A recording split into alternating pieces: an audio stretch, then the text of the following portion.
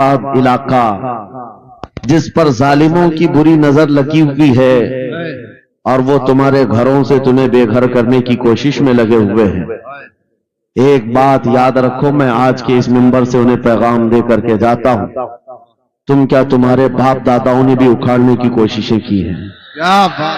اور صرف یہ ایک خطہ نہیں ہے، ایک خطہ نہیں ہے، ان کیڑوں کی تو کوئی حیثیت نہیں، ان کا باپ اسرائیل مل کر غزہ کو کچھ نہیں کر سکا۔ قتل کرنے کا مطلب فنا کرنا نہیں ہوتا۔ اسرائیل جیسی ظالم طاقت جس کے پاس سپر پاور طاقتیں پیٹروٹ میزائل بھی ہیں، دادا امریکہ ساتھ میں کھڑا ہوا ہے، یورپی یونین ساتھ میں کھڑی ہے، اور نہتے کنکریاں لے کر کھڑے ہونے والے بچوں کا مقابلہ کر رہے ہیں، اور ایک دو نہیں 10,000 سے زیادہ قتل بھی کر ڈالے، بچوں کو مار بھی دیا، لیکن پیٹ نہیں بھرا، ڈر ختم ہی نہیں ہوا، وہ ڈر ابھی بھی ختم نہیں ہوا۔ ہزاروں کو قتل تو کر لیا، لیکن رات کی نیند اور چین ابھی بھی بیکار ہے، غارت ہے، کیونکہ انہیں اندازہ ہے اس بات کا کہ ان میں ایک بھی زندہ باقی رہ گیا تو کل کا وہ صلاح الدین بن سکتا ہے، تاریخ دہرائی جا سکتی ہے۔ تمہارے علاقوں کو اکھاڑ پھینکنے اور اس کو بے گھر کرنے کی ایک ہی سازش ہوتی ہے کہ یہ غلامان امت محمدیہ میں رسول پاک صلی اللہ تعالی علیہ وسلم کی اس امت میں کوئی شیر بیدار نہ ہو جائے، ورنہ کتوں کی نیند حرام کر کے رکھ دے گا۔ کیا بات! میرے عزیزو، اپنی ویلیو سمجھو، اپنی حیثیت سمجھو۔ جب تمہارے ساتھ بری نظر لگ جائے تو تمہارے عروج و ارتقاء کی منزلیں شروع ہو جاتی ہیں۔ ان ظالموں کو یہ تاریخ یاد ہونا چاہیے کہ جب میرے خواجہ سرکار غریب نواز ہندوستان تشریف لائے تھے، ان کے آنے کے بعد جو کچھ بھی ان کے ساتھ کیا گیا، ان کے باپ داداؤں نے تاریخ بتائی ہوگی، غریب نواز کو نکالنے کے لیے، ان کی جھوپڑی اجاڑنے کے لیے، ان کے خیمے کو توڑنے کے لیے، یہاں تک کہ سرکار غریب نواز جس درخت کے نیچے بیٹھے وہاں سے اٹھوا دیا، کیا کیا نہیں کیا۔ لیکن آج تاریخ 800 سال کے بعد بھی زناٹے دار تھپڑ مار کر کے بتا رہی ہے، جس کو تم یہاں سے بے گھر کرنے کی کوشش کر رہے تھے، اللہ نے اسے ایسا بادشاہ بنایا، تمہاری حکومتیں 5 سال کے بعد ڈیل ڈول ہونے لگتی ہیں، اور اس مرد قلندر کی حکومت 800 سال سے چل رہی ہے، وہ بھی گردنوں پر نہیں لاکھوں دلوں پر حکومت قائم ہے۔ کیا بات ہے! سبحان اللہ! قرآن میں اللہ فرماتا ہے وَأَمَّا مَا يَنْفَعُ النَّاسَ فَيَمْكُثُ فِي الْأَرْضِ، جو لوگوں کو نفع دیتا ہے وہ زمین میں برقرار رہتا ہے۔ قرآن کی آیت پڑھ کر کے میں تمہیں حوصلہ دیتا ہوں، تمہیں یہ حوصلہ دیتا ہوں۔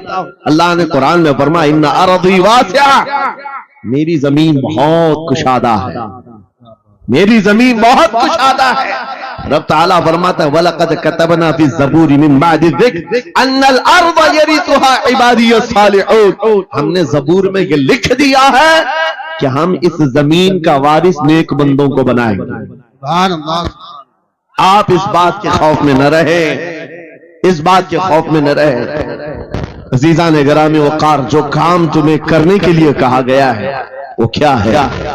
وہ ایک ایسا انقلاب اس زمین سے آنا چاہیے، ایک ایسا انقلاب۔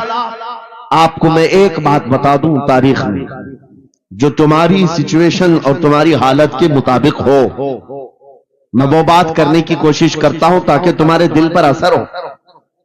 آپ جس علاقے میں رہ رہے ہیں، آپ یہاں کے حالات بہتر جانتے ہیں۔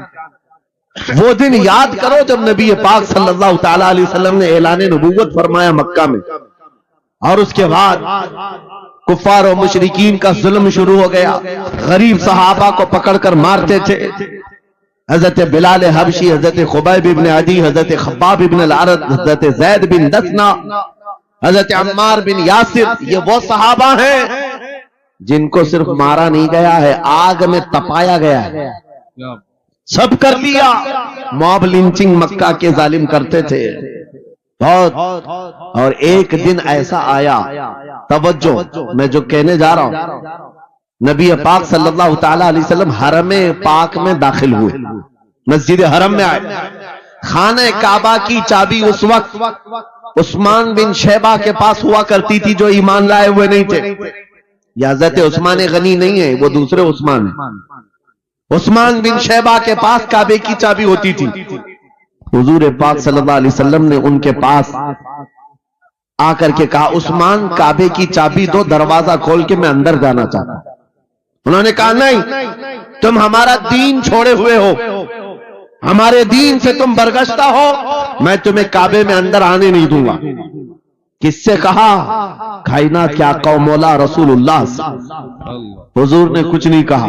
توجہ، میرے آقا نے فرمایا عثمان یاد رکھنا ایک دن یہ چابی میرے پاس ہوگی اور یہ چابی میں جس کو چاہوں گا دوں گا اور قیامت تک اس سے کوئی چابی چھین نہیں سکے گا. سبحان اللہ سبحان اللہ. اتنی بڑی بات، جبکہ مکہ کے حالات بہت الگ تھے. جگہ جگہ صحابہ کو مارا جا رہا تھا اور چھپ چھپ کر کے اسلام کی تبلیغ کی جا رہی تھی. اس زمانے میں میرے آقا فرماتے ہیں عثمان یہ چابی ایک دن میرے ہاتھ میں ہوگی کعبے کی، میں جسے چاہوں گا عطا کروں گا اور پھر قیامت تک اس سے کوئی چابی نہیں چھین سکے گا. یہ حدیث پاک میں موجود ہے. عثمان بن شیبہ کہتے ہیں پہلے تو مجھے ہنسی آئی کیونکہ یہ خانہ کعبہ کی چابی کی ذمہ داری عام نہیں ہوتی، خاندانی ہے، برسوں سے چلی ہوئی وراثت کے ساتھ آتی ہے. اور یہ اس طرح سے مجھے کہہ رہے ہیں کہ چابی ان کے پاس چلی جائے گی. اور پھر عثمان بن شیبہ کہتے ہیں ان کے حالات دیکھ کر کے تو لگ نہیں رہا تھا کہ چابی جائے گی، لیکن جلال جس انداز میں گفتگو ہو رہی تھی یہ دیکھ کر ڈر بھی لگ رہا تھا کہ کہیں یہ سچ مچ چابی لے تو نہیں لیں گے. پھر عثمان بن شیبہ کہتے ہیں وہ حالات بھی آ گئے کہ جب رسول اللہ ہجرت کر کے چلے گئے مکہ، صحابہ بھی گھر بار چھوڑ کر چلے گئے. عثمان بن شیبہ کہتے ہیں اب تو دل میرا چوڑا ہو گیا، کہاں مجھ سے چابی لینے کی بات کر رہے تھے، کہاں ان کا گھر بھی نہیں بچا، گھر بھی چھوڑ کر جانا پڑا. اگر کل تمہارا گھر چھوڑ کر جانا پڑے تو میری یہ بات یاد رکھنا، اس حدیث کو یاد رکھنا. حضور پاک ہجرت کر کے چلے گئے، صحابہ بھی اپنے گھر بار سب چھوڑ کر مدینے چلے گئے. عثمان بن شیبہ کہتے ہیں اب تو میرا سینہ چوڑا تھا، کہاں یہ چابی کی بات کرتے تھے، کہاں اپنا گھر بھی نہیں رکھ سکے. سال گزر گیا، 2 سال گزر گئے، 3 سال گزر گئے، 4 سال گزر گئے، 5 سال گزر گئے، 6 سال گزر گئے. ہجرت کے بعد پھر وہ دن آ گیا جب نبی پاک صلی اللہ علیہ وسلم 10,000 صحابہ کے ساتھ 20 رمضان المبارکہ کو مکہ میں فاتح مکہ بن کر داخل ہو رہے ہیں. سبحان اللہ سبحان اللہ. 6 سال کے بعد واپس ہی ہے. جب حضور تشریف لائے مکہ کی گلیوں میں اب مقابلہ کرنے کی کسی کی ہمت نہیں تھی، طاقت نہیں تھی. حضور پاک جیسی حرم مکہ میں داخل ہوتے ہیں سارے ادھر ادھر چھپ کر کے بھاگ رہے تھے جنہوں نے ظلم کیا تھا اپنے دور میں. کوئی اس کے گھر بھاگ رہا ہے، کوئی اس کے گھر بھاگ رہا ہے. وہ دن آئے گا، یاد رکھو، وہ دن یاد رکھنا. کفار مکہ بھاگ رہے تھے، جان بچا رہے تھے، اور میرے آقا کعبے کے پاس کھڑے ہو کر کے اعلان کر رہے تھے آج تمہاری جان بخش دی گئی ہے، آج تمہارے لیے رحمت کا دن ہے، ہم آج کسی کے ساتھ مقابلہ نہیں کریں. حضور اپنی رحمت کے خیرات بانٹ رہے ہیں. پھر آؤ سنو، 10,000 صحابہ کے ساتھ جب مکہ مکرمہ میں میرے آقا داخل ہوئے، اب خانہ کعبہ کھولنے کی بات تھی. چابی کس کے پاس ہے؟ عثمان بن شیبہ کے پاس. بلایا رسول اللہ نے، کہاں ہے عثمان بن شیبہ؟ آئے سر جھکائے ہوئے آئے، ایمان لائے ہوئے نہیں تھے. کہا لاؤ چابی. چابی دے دیا حضور کے ہاتھ میں. کہا اے عثمان کیا میں نے یہ بات نہیں کہی تھی ایک دن یہ چابی میرے ہاتھ میں آئے گی؟ وہ سر نہیں اٹھا سکے، سر جھکائے کھڑے رہے. میرے آقا نے اپنے ہاتھوں سے چابی کھولا، خانہ کعبہ کا دروازہ کھولا اور وہاں سے سارے شرک و کفر کی آلائشوں کو پاک کیا. پھر اس کے بعد چابی بند کر کے اب سنو، میرے آقا باہر آئے اور فرمایا آج میں یہ چابی ایسے آدمی کے ہاتھ میں دوں گا جس سے قیامت تک کوئی چھین نہیں سکے. کیا بات ہے، سبحان اللہ. کتنا بڑا فرمان ہے میرے آقا کا. सुभान हुजूर ने जब ये फरमाया तो जो बड़े बड़े सहाबा थे उनके दिलों में ख्वाहिश थी काश चाबी हमें मिल जाए, हमारे खानदान में चलती रहे। वहां सिद्दीक अकबर भी हैं, फारूक आजम भी हैं, उस्मान इब्न अफ्फान भी हैं, हैदर कर्रार भी हैं, रिदवानुल्लाहि अलैहिम अजमाइन। सब सहाबा के दिल में ख्वाहिश थी ये चाबी हमें मिल जाए। मेरे आका सल्लल्लाहु अलैहि वसल्लम ने सबकी तरफ देखा और फिर आयत पढ़ी, इन्नल्लाह यअमुरुकुम अन तुअद्दुल अमानाति इला अहलिहा, बेशक अल्लाह तुम्हें हुक्म देता है अमानत उसके अहल के सुपुर्द कर दो। ये आयत पढ़ करके मेरे आका फिर उन्हीं शख्स को बुलाते हैं जिनके पास पहले से चाबी थी, उस्मान बिन शैबा, करीब आओ, करीब आओ। वो कहते हैं मेरी तो हालत गैर थी, आज तो मैं मुजरिम बनकर के आया था, कैदी बनकर के आया था, मुझे तो आज मारा जाना था, ईमान लाए हुए नहीं थे। हुजूर ने कहा ये चाबी वापस मैं तुमको ही देता हूं और सुबह कयामत तक ही तुम्हारे खानदान में रहेगी।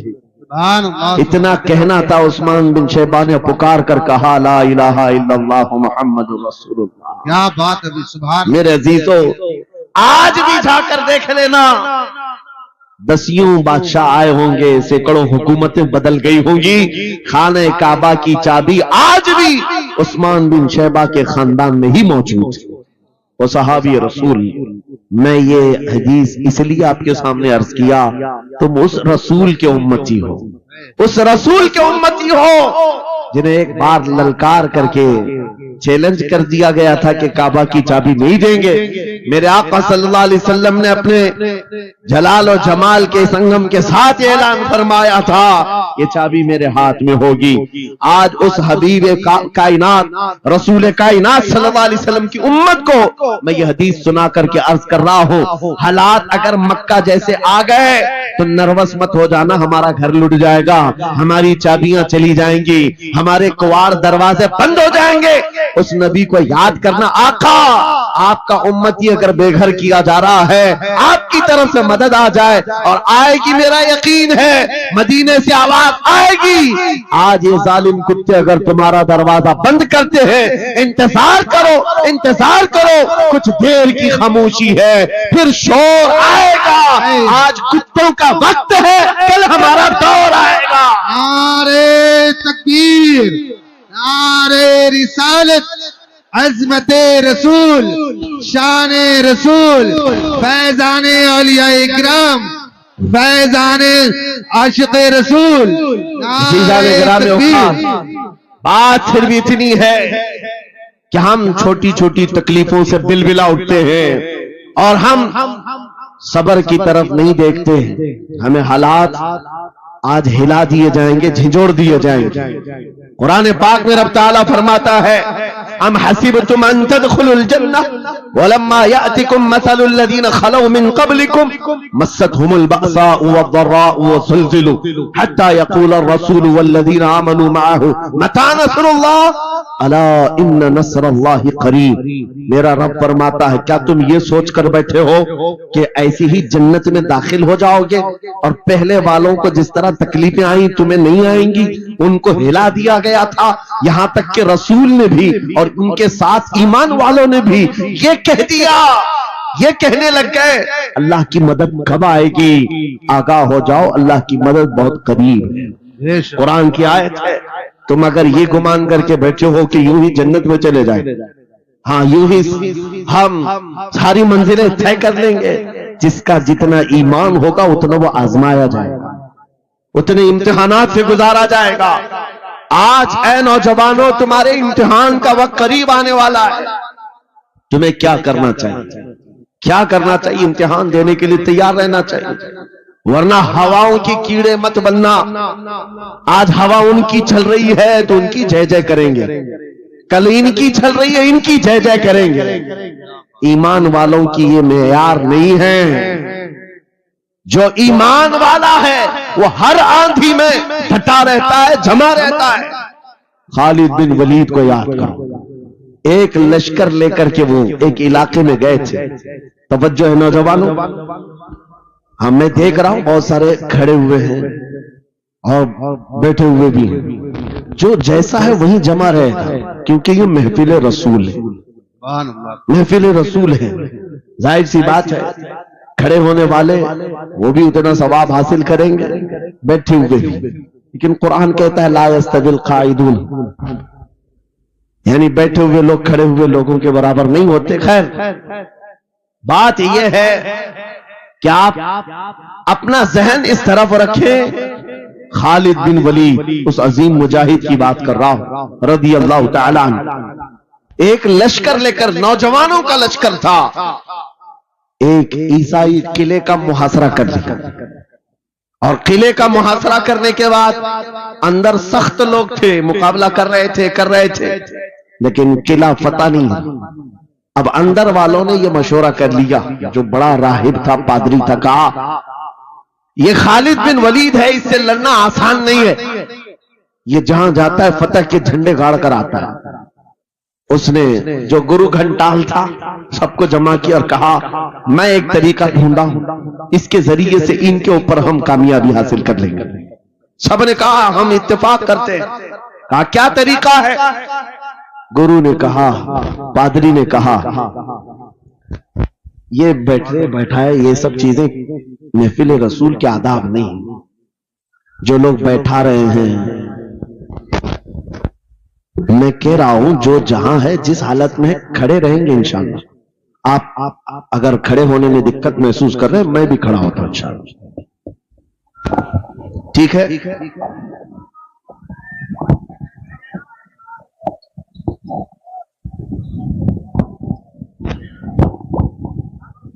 سبحان اللہ، مجھے پتا ہے سب جوان ہیں، صبح تک کھڑے ہونے کو تیار ہیں اور ہم بھی کھڑے رہیں گے انشاءاللہ۔ اب ٹھیک ہے، اب کوئی کسی کو بٹھائے بھی نہیں، کوئی کسی کو کھڑا بھی نہ کرے۔ درود پاک پڑھ لیجئے ایک بار،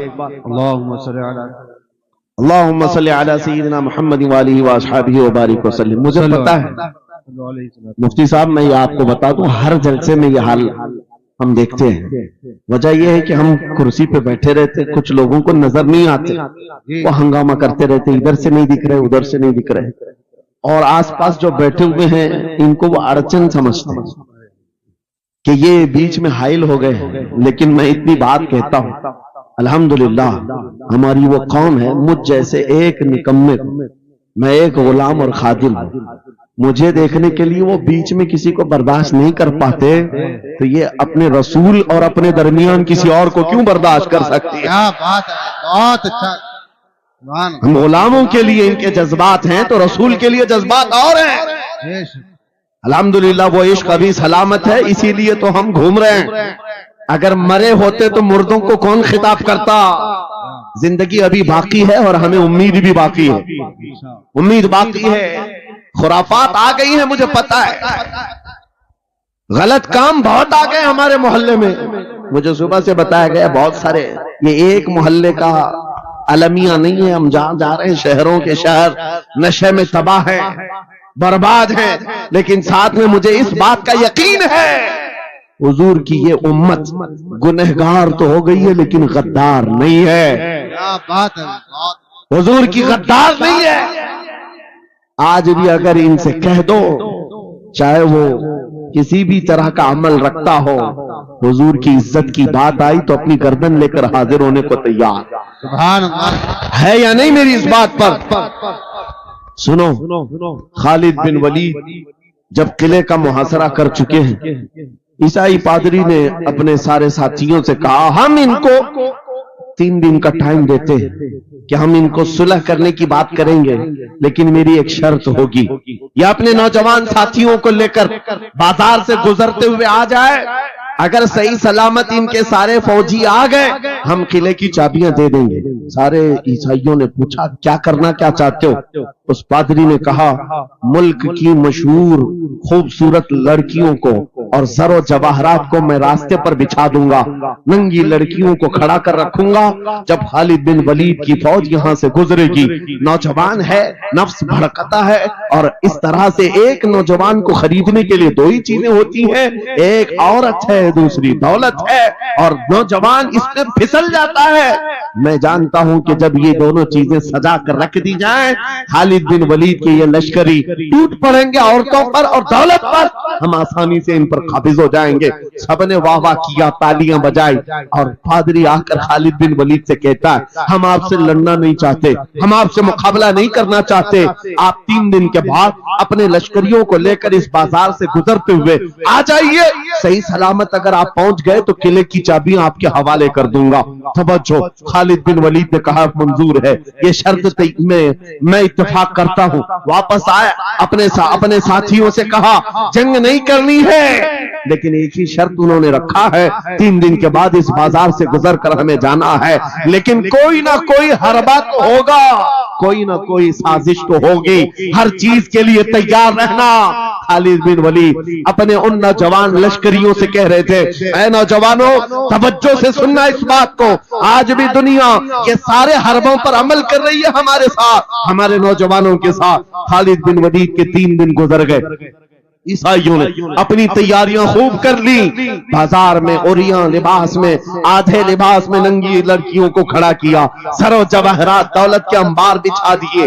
جب خالد بن ولید کے سپاہی میدان میں گزرتے ہوئے اس بازار میں آتے ہیں، پہلا قدم رکھا تھا، نظریں پڑ گئی، خالد بن ولید رک گئے، پلٹ گئے، اپنے لشکریوں سے کہا وہی آج میں تم سے کہہ رہا ہوں، انہوں نے کہا تھا اے نوجوانوں، اے رسول اللہ کے شہدائیوں، تمہاری امتحان کا دن ہے، آج تمہارے امتحان کا دن ہے، اگر تمہارا قدم پھسل گیا صبح قیامت تک تم پر لعنتوں کی پھٹکار ہوگی، اور اگر جمع رہا صبح قیامت تک اللہ کی رحمت کے پھول برسائے جائیں گے۔ نوجوانوں نے پوچھا کرنا کیا ہے ہمیں، آج کون سے امتحان میں کامیاب ہونے کا طریقہ کیا ہے اس امتحان میں؟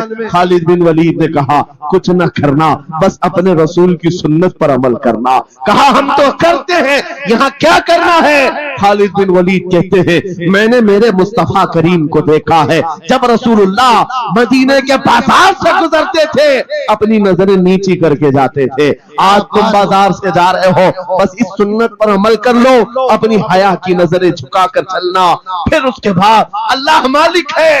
خالد بن ولید کے جوش اور ولولے سے بھری ہوئی یہ تقریر ایسی اثر کر گئی، وہ نوجوان 1-2 نہیں تھے، سینکڑوں کی تعداد میں تھے، سر جھکائے بازار سے ایسے چل رہے ہیں، تاریخ نگار کہتے ہیں وہ اس طرح سے چل رہے تھے کہ ان کے سروں پر انڈا بھی رکھ دیا جاتا تو نہیں گرتا، نہ ادھر ہلائے نہ ادھر ہلائے، نہ ادھر دیکھے نہ ادھر دیکھے، اور برابر اپنی نظریں زمین پر جھکائے ہوئے تیزی سے چلتے ہوئے اس قلعے کے پھاٹک تک پہنچ گئے۔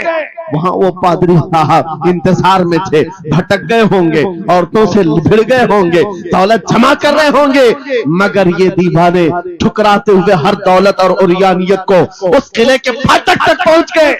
پادری سامنے آیا، قلعے کی چابیاں وعدے کے مطابق خالد بن ولید کی گود میں ڈال دیا اور کہا ایک بات بتاؤ اے خالد، ایک بات تو بتاؤ، یہ جو تم نے جماعت، یہ جو تم نے لشکر جمع کیا ہے سپاہیوں کا، یہ انسان ہیں یا فرشتے ہیں؟ ان کے دل ہے یا نہیں؟ ان کی خواہشات ہے یا نہیں؟ ان کے جسموں میں نفس ہے یا نہیں؟ ہم نے ملک کی سب سے خوبصورت ترین عورتوں کو کھڑا کر دیا تھا، دولت کو بچھا دیا تھا، ان میں سے ایک بھی اس کی طرف توجہ نہیں کیا۔ خالد بن ولید مسکرا کر جو جواب دیتے ہیں وہ ہمارا ایمان ہونا چاہیے۔ کیا جواب دیتے ہیں؟ فرماتے نادان، اے عیسائی، ان آنکھوں کو تو خریدنے کی کوشش کر رہا تھا جن آنکھوں میں پہلے سے جمال مصطفیٰ بسا ہوا۔ سبحان اللہ،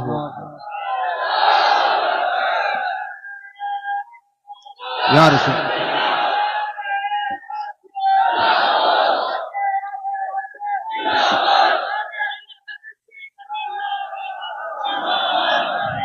یہ جو لوگ لائٹ کے قریب ہیں ان سے گزارش ہے کہ آپ ہٹ جائیں، کرنٹ میرے عزیزوں، یہ جواب تھا ان آنکھوں کو دنیا کا حسن کیا دھوکہ دے سکتا ہے جن آنکھوں میں پہلے سے جمال مصطفیٰ بسا ہوا۔ اور تاریخ نے بار بار یہ گمراہ کرنے کی کوششیں کی، ایک بار نہیں، 2 بار نہیں۔ قلیوبی میں ایک حکایت ہے، حضرت شہاب الدین قلیوبی نے لکھا ہے 3 بھائی ایک عیسائی بادشاہ کی قید میں آ گئے تھے، تینوں سگے بھائی تھے اور جوان بھی تھے۔ جوان زیادہ ہیں اس لیے خطاب کر رہا ہوں، اس کا مطلب یہ نہیں ہے کہ بوڑھوں کے لیے کوئی نصیحتیں نہیں، انسان ہے، نفس ہے تو سب کے لیے۔ سب کے لیے 3 جوان قید میں آ گئے. بادشاہ نے ان کو آفر دیا کہ میرے دین میں آ جاؤ, میں سپاہی بنا لوں گا, وزیر بنا لوں گا, مگر وہ رسول اللہ کے غلام تھے, میرے آقا کے شیدائی تھے. کہا اتنی آسانی میں تو ہم دین نہیں بیچ سکتے. توجہ ہے نوجوانوں, یہ سب تمہارے ساتھ ہو رہا ہے. دولت تمہیں دکھا کر, حسن تمہیں دکھا کر اگر دنیا خرید سکتی ہے تو لعنت ہے ایسے تمہاری زندگی پر. چپ ہے. پھر وہ کیسا ایمان والا ہے, کیسا مسلمان ہے جس نے اپنے نبی کی محبت کو ہلکی چیز میں بیچ دیا؟ اس کا کوئی تعلق نہیں ہے. الا لا ایمان لمن لا محبت له. اعلیٰ حضرت نے لکھا ہے اس کا ایمان ہی نہیں جس کے دل میں میرے آقا کی محبت نہیں. کیا بات ہے. اگر محبت ہے تو سودا نہیں کرو گے. 3 بھائی ایک بادشاہ کی قید میں آ گئے اور ان کو آفر دیا گیا دین بدل لو, ہمارے دین میں آ جاؤ, چھوڑ دیں. سخت تھے, جمے ہوئے تھے, ڈٹے ہوئے تھے. کہا نہیں. کہا جلاد کو بلاؤ, کوڑے مارو. کہا تیار ہیں ہم. اتنا نہیں, بادشاہ اتنے غصے میں تھا, جلاد کو بلایا اور کہا ایک کڑھائی لاؤ, تیل ڈالو اور کھولاؤ. تیل ڈال کر کے کھولایا گیا. جب تیل کھولنے لگا ان تینوں میں سے بڑے بھائی کو اٹھا کر تیل میں ڈال دیا. چلتے ہوئے تیل کے اندر جب اس نوجوان کو ڈالا گیا تو فوراً دم زدن میں روح نکل گئی, شہید ہو گئی. 2 بھائی دیکھ رہے ہیں, اپنے بڑے بھائی کی موت دیکھ رہے ہیں. یہ حالات آ گئے, یہ باتیں یاد رکھنا. تھوڑی دیر کے بعد بادشاہ نے دوسرے سے کہا اب بتاؤ تمہارا کیا ارادہ ہے؟ دوسرے نے کہا اب تو اور بھی تم نے سخت کر دیا امتحان, ہم تو اپنے نبی کو دھوکہ نہیں دے سکتے اور نہ ہی میرے شہید بھائی کو. بادشاہ نے دوسرے کو اٹھایا اور تیل میں ڈال دیا, کھولتے ہوئے تیل میں ڈال دیا.